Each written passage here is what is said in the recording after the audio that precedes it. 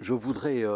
dire qu'en réalité, je retrouve, moi, tous les phénomènes que j'avais connus il y a quelques années quand j'étais procureur Bobigny puis Paris, avec quand même une différence notable, c'est qu'ils existaient déjà, mais ils existent toujours en s'étant considérablement aggravés. Et je pense que ça doit effectivement inciter objectivement à s'interroger sur l'efficacité et l'efficience des politiques publiques conclues en la matière, qui, malgré un très lourd investissement en termes financiers, en termes de moyens, ne parviennent pas à endiguer ce phénomène qui ne cesse de se multiplier.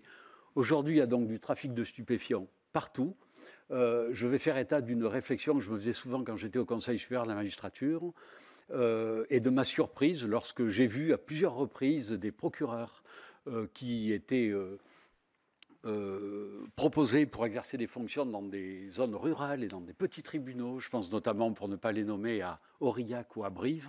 venir nous dire que le trafic de stupéfiants était un des problèmes numéro 1 de la zone dans laquelle ils allaient exercer. C'est des choses qu'on n'aurait effectivement pas pu concevoir il y a encore quelques années. Je pense aussi à la multiplication des règlements de compte. Il y a eu certes à Marseille, il y a plusieurs années, la tradition bien connue des rôtisseurs et des barbecues marseillais. On est aujourd'hui dans une dimension qui est tout à fait différente, puisque, si j'ai bien lu ce que j'ai lu dans la presse,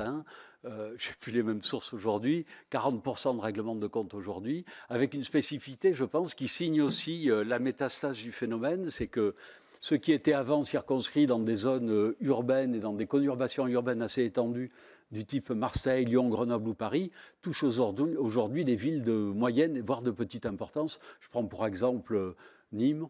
Valence ou Dijon, avec l'épisode de la balle perdue.